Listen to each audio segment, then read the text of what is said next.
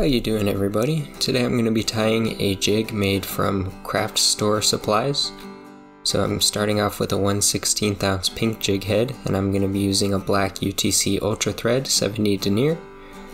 So we're just going to start that thread at the head and take it down to the point of the hook as usual. Just create a nice little base there.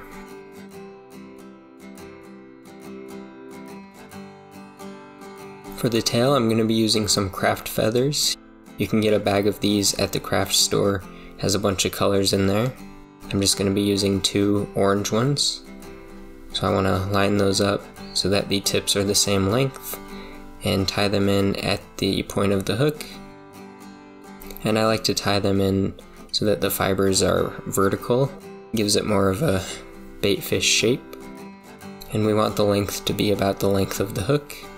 Those are a little long, so I'm going to pull it back a little bit. A little more. Once you've got those the right length, you can tie them down tight. And I like to tie the butt end all the way up to the head so that it creates a nice little base for our chenille so it can have a fatter body. And then you can clip that off. Then we're going to take the thread back down to where we tied in the tail. Trap any stray fibers on the way. And I'm going to build up the body just a little bit more so it has a little more bulk.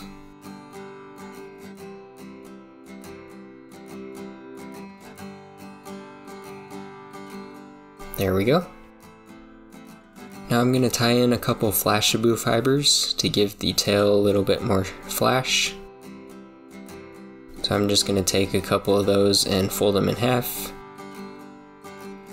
And I like it so that they stick out a little bit. It just makes it so that when you reel in the jig or jig it, it has a little more action in these flashabou fibers. So I'm just going to take the ends and tie those on the side of the tail like so. Can be a little tricky to tie down these fibers, so just take your time. I like to tie them up to the head.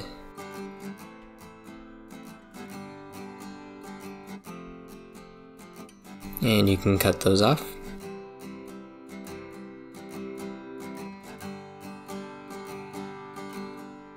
And we're gonna cover any loose pieces now and take the thread back down. And if there's any fibers that are in a place you don't want, you can realign them. I like to put them on the sides and on the bottom so that the fish can see them from below.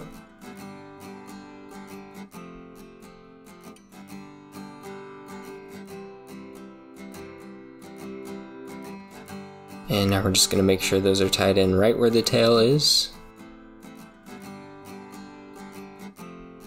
And now we're going to cut them to length. I like to make them the same length as the tail.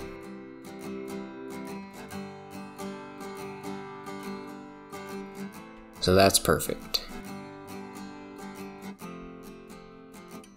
And for the chenille, I'm just going to be using this blue craft chenille that I got from the craft store. Just going to tie that end up to the head.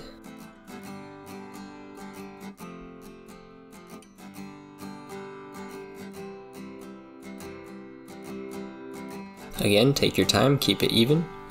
Now we're going to start wrapping that. And we want each wrap to be pressed up against the last.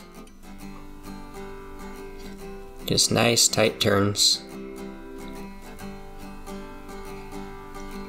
Take it up to the head.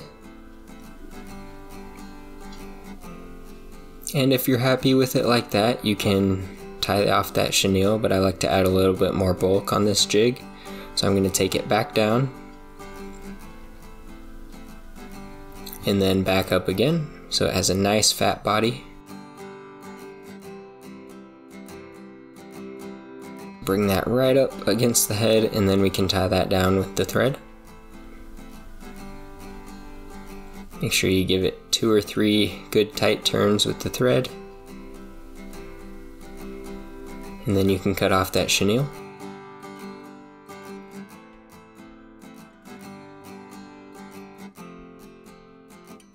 Looks great.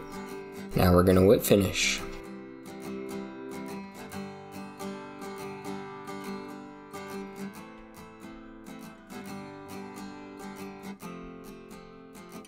And cut our thread. And there you have it, a nice little jig made from craft store supplies. If you buy the supplies from a craft store, it's a lot cheaper than buying them from a fly shop, so this is good for a budget tyer or somebody who's new. You can get a lot of material to practice for relatively cheap, so it's a good way to go. You can tie this up in your favorite color and it should catch you lots of fish. Thank you so much for watching. If you enjoyed the video, make sure to like and subscribe.